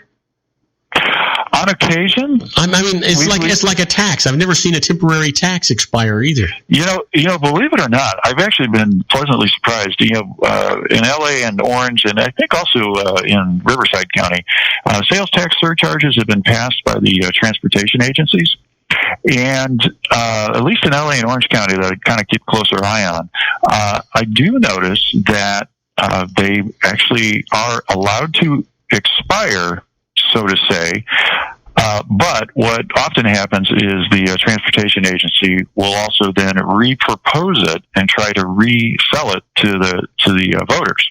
So the voters have a chance to say yay or nay again. So it's kind of interesting. I actually feel like, okay, good. We're participating in this. Well, you're talking about selling that program to the same voters that put the same 535 members of Congress back in Washington D.C. every year.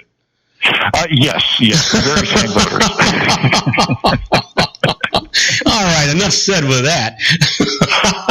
Listen. Well, actually, truth be told, a little bit unlike the federal situation where, tax increases do tend to become very permanent, except for, a real tsunami that may hit Congress.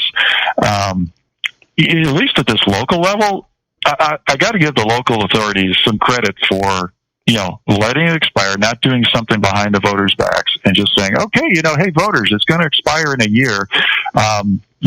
would you like to continue doing this? And we have a list of projects. Do you want them or not? Thumbs up, thumbs down. And with a 2/3 requirement that's required in the state for something like this, that's a pretty high threshold to get 2/3 votes. Well, with any monopolistic business that's sitting out there, whether that be water and power or whatever it might be, I have a tendency to want to give them the benefit of the doubt. And the benefit of the doubt is I have no doubt that they're not going to provide this process with a jar of Vaseline.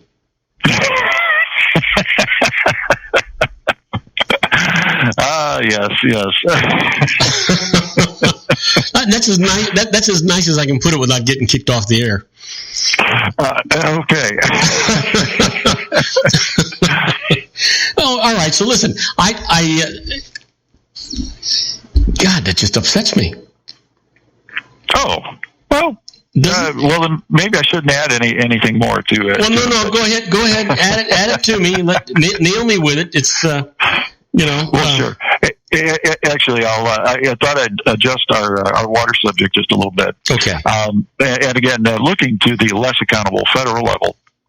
I don't know if you know, but Congress back in 1996 authorized the EPA to conduct a survey of water infrastructure needs every 5 years. Well, that's currently being done for a report scheduled to be released next year. But the report that's now 4 years old has kind of resurfaced and is getting some credence out there, mostly because here in California we are looking toward water investment. In fact, just 4 years ago, the EPA estimated that California needed to invest about $44 billion in its infrastructure, in its water infrastructure. And just so you know, as you can imagine, California was the top getter on this, followed by Texas at $34 billion and New York at $22 billion. The biggest needs throughout the country were for transmission and distribution systems. I agree with that. If there were going to be 2/3 of that, one of them were those pipelines that are breaking. Oh, well, that's okay if they're going to replace them with new ones across the country to take us from places that have a proliferation of water and bring it to us that have a lack of it. I'd be okay with that. Yeah. Well, this is merely a report, which, you and I paid for, but it is intended to at least inform Congress and other water authority people, where the needs are and what spending needs to happen, should, as is happening here in Southern California, we start recognizing that our water infrastructure, especially transmission and distribution, needs some repair, upgrading, and maintenance. So there is concurrence that we need to spend quite a bit. Okay, so but hang on, and I agree with what you're saying, and it sounds all well and good, and it seems like it's a viable, prudent business practice to do those kinds of things. But it seems to me that all of these businesses that are responsible for all of that from the beginning, they got the bonds that we allowed them to get, and they did all of this infrastructure stuff that included in the fees that they were charging was supposed to be a regular maintenance program that appears to have been neglected that caused this problem that we're having now. Yes. Well, yep. That is what happens. And let me see if I can find some Vaseline here in the cabinet. Well, you know what? How about you meeting me at the next meeting of these guys in front of the city council when they start asking for this money, and you getting us an exorbitant amount of time to answer their requests. Okay. That sounds like a great idea. We should do that. I mean, these are very fair questions and appropriate to ask to certainly the local legislative bodies. I mean, let's ask them. Hey, the water rates were supposed to cover maintenance and repairs, and it seems you're falling behind. Why is that? What's going on? And here's the other thing: all of those utilities, they file tax returns, and on those tax returns, they depreciate their basis in all of this infrastructure. That depreciation was a tax savings to them, and that tax savings came about because they were supposed to put that money away for the repair and replacement and maintenance of the existing systems. That's what depreciation's all about. So I would like to know, what did they do with the money that they had saved from taxes that we allowed them on those tax breaks from the depreciation schedule? That's a very, very fair question, and as a taxpayer, I'd love to see a good answer on that. I need to apologize to you because I think I probably ruined your segment. Oh, not at all. Not at all. Like you said at the opening, we're two friends chatting with, with 3 millionaires. Yeah. The conversation will go where the conversation goes. On the other hand, we need water regardless of how inept the managers were of these processes that we're talking about today.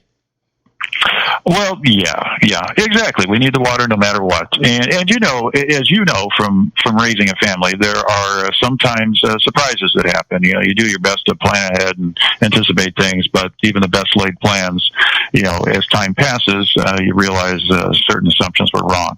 Yeah. I wouldn't be surprised if, many water agencies' answer, kind of hinges around that. Well, 20 years ago when we forecast all this stuff, we thought A, B, and C. Turns out C was wrong.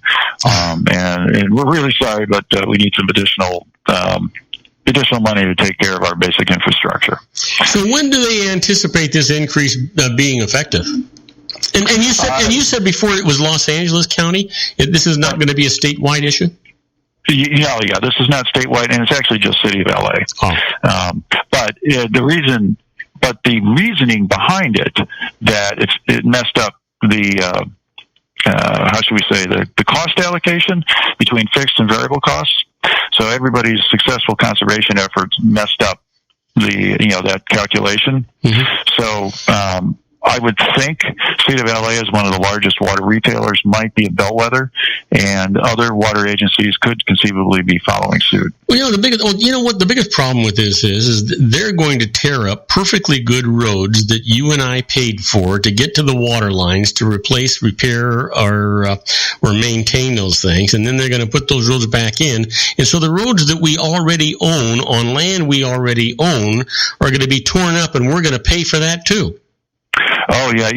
Working in this business, I have to tell you, one of the things that everybody really tries to do, but is so difficult to accomplish, is to, if you're thinking about resurfacing a road, to talk, for example, the water department, the gas department, everybody else, the telecommunications, say, hey, we're going to be resurfacing the road. If you're thinking of cutting up the road, do it before we resurface it, please. Yeah, that makes sense. Yeah, that's a very difficult thing to coordinate because that's one of the worst things to see. There's this awful road, and you're really happy to see when the city finally repaved it, and then 2 months later, in comes the telecommunications company and cuts a beautiful trench, down the 10 freshly paved miles of road. Yeah. You know what? In my lifetime, I have seen a lot of that. I mean, a lot of that. It's just crazy stuff. I remember when we built our house, we live in a nice area, and beautiful roads and everything like that. And the roads, everything was perfect. And then some cable company decided they wanted to put cable in, and they tore up the road to put the cable things in. Although now you can't really tell. They actually repaired it quite nicely. But it was disheartening to have roads closed because they had these big ditches put in there in the asphalt and the dirt that we had already paid for. Mm-hmm. Oh, yeah. That is just aggravating. I know the folks that do this are getting better and better at it because it's really a part of it's a communication issue. But the other part is, let's say the telecommunication company does have in mind to, add a line or replace a line. Maybe they can't get their project, together and funded in time for the street repair. Yeah, so and I suppose that, it's easy for a layperson to say, hey, wait a minute, you're putting in this new housing development, and since we're doing that, let's get all of the utilities. Let's get the phones, and let's get the cable, and let's get the satellite, and let's get the gas company, and let's get the electric company. Let's get them all out here and let them know we're putting this thing in so they can do all of their work in the proper time sequence so that we're not doing this 3 times over. Yeah. And, certainly for a new subdivision that, the developer can coordinate that, and usually has a lot of leverage to say when certain people can come in. Certainly any of the utility providers are sometimes pretty excited. Hey, there's 100 new homes in here. These are 100 new potential subscribers. we'll come in when you want us to come in, because it's all basically found revenue. Yeah. To them. The issue is, in existing neighborhoods, that's where, you got a few things. One is, components start failing, and so streets need to get dug up, or things need replacing due to age, or, and this is, kind of a newer development is, there's new technology. And, the existing technology, we just need to rip it out and put the new stuff in. Yeah. You know what? And, the example of that, and then I want to go to this gold line, because we only got about a minute and a half left. But basically, the example of that is when Verizon wanted to put Fios into Rancho Cucamonga. The city council wouldn't let them do it. Because of tearing things up. That was the most ridiculous damn decision that the city of Rancho Cucamonga ever made, because we gave up the premier technology for a second-rate technology because the city council didn't want Verizon to mess up the roads that they were going to repair anyway. In any event, let's talk about the gold line is going to open up soon, because we only got a minute and a half. Yeah, sure. So this was good news, I think, especially for the Inland Empire listeners. A couple of weeks ago, we were talking about adding potentially 1 million new passengers to Ontario Airport by constructing the Gold Line through the foothill cities of the San Gabriel Valley. Well, I'm here to tell you that a new piece is going to open up between Pasadena and Azusa in the spring, next spring, 2016. And then construction of the next 12.5 miles to start immediately afterward. And this will extend the service all the way to Montclair. Oh, wow. Leaving us just a tantalizing 8 miles from Ontario Airport. So it's something, I think in the end to really look forward to. It'd be good for the airport, it'd be good for the communities. I know from talking to... You said that before, and in light of all of that, and it makes so much sense, why don't they just include that 8 miles in that project and go all the way? Funding. And what the... basically... how do I say this? Okay, so local sources or regional funding sources, have found the wherewithal to construct all the way to Azusa currently, and the project's already approved to Montclair. The last piece is potentially a real game changer for the line, and there will be local participation. But the feds get really excited about train lines that connect to airports. So the regional agencies, and I think responsibly so, are basically making sure everything's nicely lined up so the feds come in and provide their nice pot of gold to fund the project. Well, that makes all the sense in the world. And now we are a minute over, but God, this has been a great segment, Ray. This has just been a fantastic segment. Well, I think so too, and I appreciate the feedback, and I hope, and I'm sure the 3 million listeners appreciate it. Hey, my friend, have a wonderful evening. Have a safe trip home, and give your lovely wife a hug and a kiss from me, and make everybody's life that you touch better for her, will you? Will do. Thanks, All right. When we come back, we're going to deal with the birthdays for today, the secret daily teachings for your life, the Harvard business tip of the day, and interesting but useless facts. We'll be right back. Don't go away. If you want to increase your client base and sales, then consider this, the Relationship Building Network at RBN. Given the current economic conditions and challenges, we all need to work smarter, make smarter decisions, invest our hard-earned dollars where it'll yield the best return for our investment. Many business professionals claim that the most effective networking group in Orange County is RBN. No other networking group or organization can offer what RBN offers. Make every year your best year. Join RBN and start reaping the benefits today. Nearly 3,000 businesses have joined RBN and experienced those benefits. Why join RBN? It's one group. It's one membership. It's no renewals. It's all through Orange County. RBN is a freestyle networking group. No mandatory attendance, no restrictions, no rules, and no penalties. Call them at 949-830-5776 or go to their website at rbninfo.com. That's 949-830-5776. If you've ever dreamed of having your own business to make your life secure, you know Water's Edge Wineries might be just the ticket. In 2004, their founder, Ken Lineberger, created the first winery franchise in California. It was a new concept with all of the functionality of a traditional winery, but without the vineyards. They purchased high-quality grape must from one of the largest winemaking companies in the world. Then they craft each wine carefully and bottle it right at their location. The winery was built to satisfy consumer demand for wine by the bottle and by the glass, but still kept the element of allowing customers to bottle their own custom vintage. Now, they're opening urban wineries across the United States under the brand Water's Edge Wineries. If you've ever dreamed of owning your own winery, it may be in reach right now through Water's Edge Wineries. Just give them a call at 909-468-9463, extension 700. That's Water's Edge Wineries, 909-468-9463. Have you ever found yourself caught between a rock and a hard place? The law offices of Blomberg, Benson & Garrett might be just the answer for you.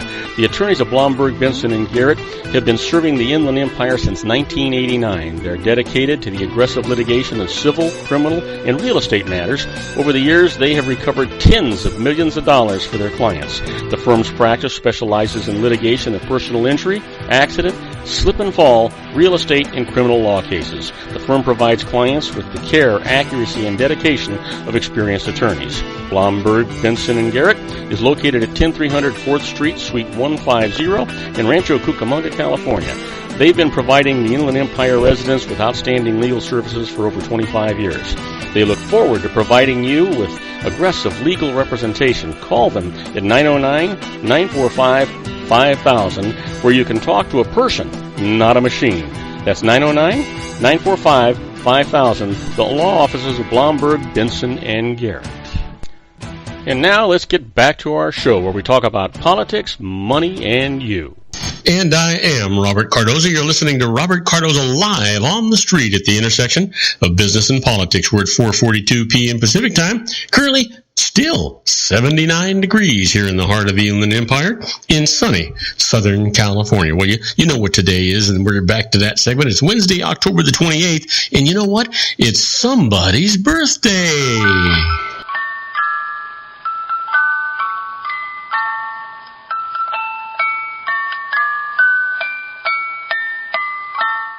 Oh, yeah. You know what? We're going to hit the ground running. This fella was born in 1955, chairman of Microsoft. He's ranked consistently one of the world's wealthiest people. Happy birthday, Bill Gates. And here's somebody else that we all love.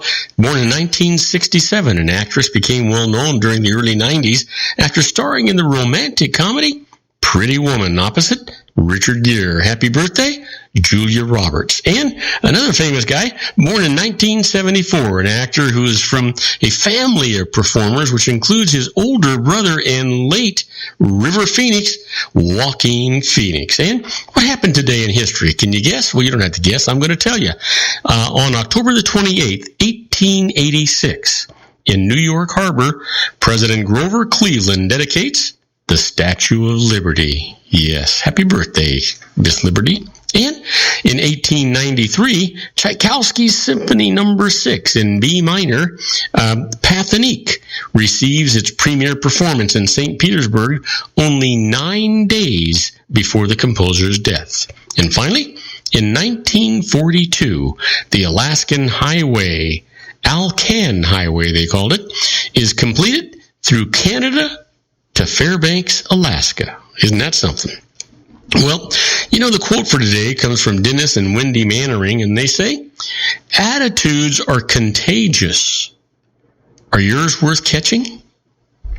Give that some thought. That's profound. That's cool, guys. How about the secret daily teaching for your life today? And today's secret is one of the things that people often do when they have illness is talk about it all the time. That's because they're thinking about it all the time, so they're just verbalizing their thoughts. If you're feeling a little unwell, don't talk about it unless you want more of it. Know that your thought was responsible and repeat as often as you can, I feel wonderful, I feel good, and really feel it. If you're not feeling great and somebody asks you, how are you feeling? Just be grateful that that person has reminded you to think thoughts of feeling well. Speak only the words of what you want. Even illness is controlled by a positive mental attitude. Cancer patients will tell you that, a lot of them. Well, you know what? It's time for our Harvard Business Tip of the Day. And the management tip today is a good summary can help your resume stand out. The average recruiter spends just 6 seconds deciding whether to read your resume or pass it on. How can you hook somebody to keep reading in that short time? Start with a brief but memorable summary of yourself at the top of the page. Think 20 to 30 words. Highlight your areas of expertise that are relevant to your job, then focus on specific results that you've achieved in those areas. Highlighting your accomplishments shows the hiring manager that you solved the kinds of problems that she's dealing with. Next, note the types of organizations and industries that you've worked in and include your years of experience. Distinguish yourself from other candidates, making it immediately clear that you have what it takes to excel in the position. And be sure to avoid generic terms like results-driven, a proven track record, and team player that don't really say anything about you. Get modern, get real, get honest. That's what has to take place on your resume. Well, let's talk about those interesting but useless facts. This is getting to be more and more interesting all the time. Did you know that flamingos can only eat with their heads upside down? Isn't that interesting? I didn't know that. I don't know that I care, but I didn't know it. How about this? Apples are actually part of the rose family. Well, they are fragrant. You read a rose? Me either. Did you know that a pregnant goldfish is called a twit? So now we know when someone from England calls you a twit, I suppose they're calling you a pregnant goldfish. Just saying. Did you know that in Saudi Arabia, a woman reportedly may divorce her husband if he does not keep her supplied with coffee? It's going to take a whole lot more than that in the United States. How about this? It takes 12 bees their entire lifetime to make 1 tablespoon of honey. Boy, there's a career for you. Did you know that the zip in zip code means zoning improvement plan? Yep. Well, that actually worked if you think about it. And then they had the zip plus 4, right? And then zip plus 5, I think. How about cherophobia? Did you know that that's the fear of fun? Man, I don't have that. Thank goodness. Did you know the word Nike comes from Greek mythology? Nike is the goddess of victory and was often depicted as a small winged figure whom the goddess Athene carried. Yeah, well, give that some thought. Let me leave you with this. In Singapore, it is illegal to sell or own chewing gum. Matter of fact, I remember the case where a young man spit some chewing gum down on the sidewalk, and he was whipped with a cane, a bamboo cane. Excruciating because it's against the law. Now, keep that in mind, and when we come back, I'm going to answer your emails. And the first email I've got is from Matthew Burton from Spartanburg, South Carolina. He's asking about Social Security benefits, so I'll tell you all about that right after these brief messages. Do not go away. Isn't it time to shine the spotlight on your expertise? The Interview, starring you. Here's your chance to capture 5 minutes of fame with The Interview. This isn't just any interview. This is your opportunity to showcase your expertise and position yourself as a trusted expert in a one-on-one video interview hosted by Robert Cardoza, host of the nationally syndicated show Robert Cardoza Live and powered by AHA Studios. What is it? A professionally recorded video for your use. Robert Cardoza interviews you on the set where he records his show. Professional interview showcases your expertise and value, shot in a state-of-the-art studio. And what's in it for you? Gain credibility as an expert, earn the trust of your target market, educate in a way that intrigues your audience, gain a powerful marketing tool that offers dozens of uses, website, video sharing sites, social media, email, DVDs, direct mail, lobby video, resumes, profile building, all that kind of stuff. Association with the nationally syndicated celebrity. That's right. And let's talk about AHA Studios. AHA is a strategic marketing firm that leverages the powerful and visual persuasion to help your business create powerful messages that connect with your target market. AHA ventures way beyond strategy, delivering the marketing collateral you need to start driving a new business through your doors. AHA has a full-service, in-house, state-of-the-art production studio to bring your messages to life using video. Discover how to make the interview work for you. Call 949-831-2222. That's 949-831-2222. AHA Image Studios, Incorporated. Dr. Stephen Tidwell, Gentle Family Dentistry in a caring, personalized environment. Here at Dr. Tidwell's office, we are dedicated to helping you keep your teeth healthy. We are a state-of-the-art dental practice that still believes in traditional values, such as excellent customer service and individual attention. We have a special welcoming offer for you for just $39, a complete exam, personal consultation, professional cleaning, and all necessary x-rays. That's a $266 value for $39. Dr. Tidwell has 2 convenient locations and experienced staff to provide you with professional care and personal attention that you deserve.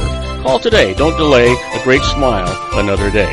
Call 909-944-7308. That's 909-944-7308 for Rancho Cucamonga or San Bernardino. Joel Saltzman is Dr. Wireless. He has turned his considerable expertise into consumer credit risk and wireless security into a highly specialized independent web-based consulting enterprise targeting consumer credit risk analysis and wireless transactional security and monitoring. He works as a wireless analyst, veteran independent agent, and consumer liaison for most wireless telecom carriers and equipment manufacturers. For more than 20 years, corporate and private clients and media audiences have counted on his unvarnished advice while weighing the technology, performance, and cost differences between Sprint, Nextel, AT&T, Verizon, and T-Mobile. Joel specializes in setting up mobile wireless hotspots to be used for disaster preparedness, business continuity, and mobile wireless merchant processing solutions. Call Dr. Wireless at 310-400-4900 or go to his webpage at drwireless.com. Again, call 310-400-4900 or his webpage at drwireless.com. You'll be glad you did. And now, back to our show.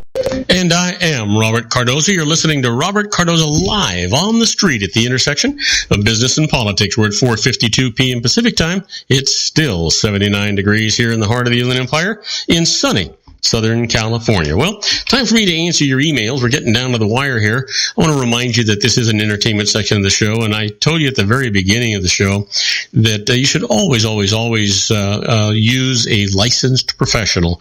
They're going to gather all the information you need. They have to have, as a result of their licensing, errors and omissions insurance, or we call it malpractice insurance. And that means that you can sleep at night because they have to pay the piper if they give you the wrong advice. So that's kind of good news, right? But you always want to do that. They're going to save you more money than they're going to cost you, and they're going to let you sleep at night and have peace of mind. That's what you'll want to be doing. Well, let's get right to it. My first email today comes from Matthew Burton from Spartanburg, South Carolina, asking about Social Security benefits and says, is it true that Social Security benefits are taxed only when you take them before age 65? Well, unfortunately, Matthew, the answer to your question is no, but Social Security benefits may be reduced when you take them before your normal retirement age if you have earned income. Now, this may seem like a tax, but it isn't. It's just part of the benefits formula. When you reach normal retirement age, this earned income reduction actually stops. Now, here's an example of it. If you're receiving Social Security benefits and will not reach your normal retirement age this year, Social Security will withhold $1 of benefits for every $2 that you earn over $13,560. Regardless of your age, part of your Social Security benefits may be subject to income tax, up to 50% of benefits are taxable when adjusted gross income, or AGI, plus 1/2 of Social Security benefits, plus all of tax-free interest exceeds $25,000 on a single return or $32,000 on a joint return, and up to 85% may be taxed when AGI exceeds $34,000 a single or $44,000 joint. Now, take note, normal retirement age varies with the year of birth. So for details on this, visit the Social Security Administration's Social Security Online website at www.ssa.gov, and that'll help you get through that. Now, my next email comes from let's see here, Lawrence Foster. And Lawrence is writing me from Bartlett, Tennessee, asking about over-withholding solutions. And he says, I filled out a new Form W-4 with my employer, but it leaves me paying too much in taxes. Can I claim more withholding allowances than the form says that I'm entitled to take? Well, Lawrence, yes, you can. The IRS itself says that you do not have to use the Form W-4 worksheets if you use a more accurate method for figuring the number of withholding allowances. You can use the number of withholding allowances determined under an alternative method rather than the number determined using the Form W-4 worksheets. Now, go to publication 505. That's tax withholding and estimated tax. You can claim any number of allowances that will properly balance your withholding with the amount of actual tax that you're going to owe. Now, you're going to find this helpful. Use the IRS withholding calculator found in the individuals section of the IRS website at www.irs.gov. And that'll help you get through all of that, and you'll be glad that you did that.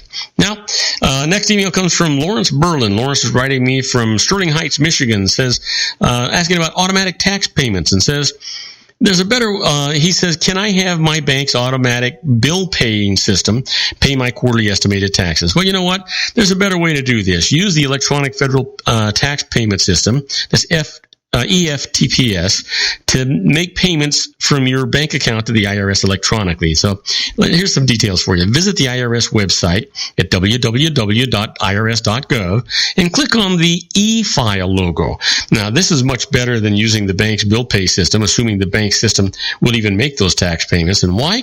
The IRS is more likely to lose or misallocate a payment that arrives in unfamiliar form. And if you don't designate exactly what a payment's for, as via that EFTPS, or by writing the details on your check, and the bank system is unlikely to do that for you, the IRS is free to apply it to any liability of yours that arises, causing confusion if you have more than one tax debt. So use that EFTPS instead. You'll be glad that you did that.